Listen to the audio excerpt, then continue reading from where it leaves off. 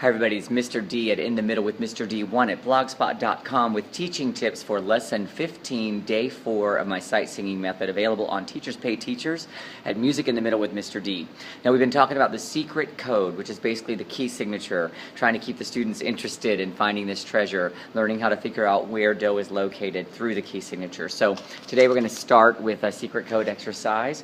We're going to ask them to try to find a pitch from using a key signature that includes sharps and one that includes flats. And then I'm going to distribute a key for how I want them to do it.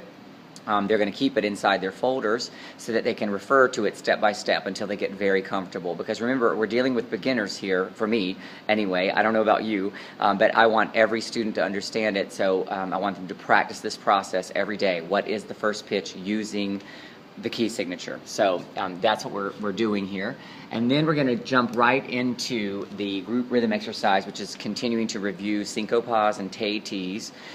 Basically in rhythm in this lesson 15 we're just doing all reviews, but we're trying to get them really good at doing syncopation so that it will bleed over into our music for performance as well. Then for our game we're going to do forbidden pattern la, le, sol for the descending.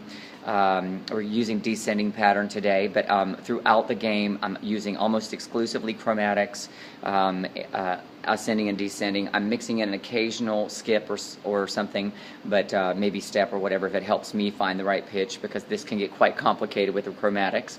And I'm going to use the distractions, as I always do, to try to help them stay actually more focused. I'm going to talk about, I think, what I did last night randomly in the middle of the game. So after that, we're going to do follow the hand, and they're going to do skips exclusively once again.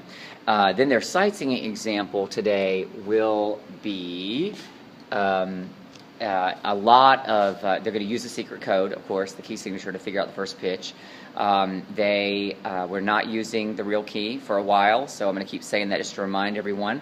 But we are today helping them focused on using every single tool in their toolbox to beat the page. I like to use competition a little bit in my teaching because it seems to motivate the students. For example, when they get this sight singing example, I'm continuing to use point system and reward points if they get certain sections of certain measures correctly sung and that sort of thing, to help them want to beat the other class or whatever, and they're not getting anything from it, but they enjoy the competition aspect. Helps them focus.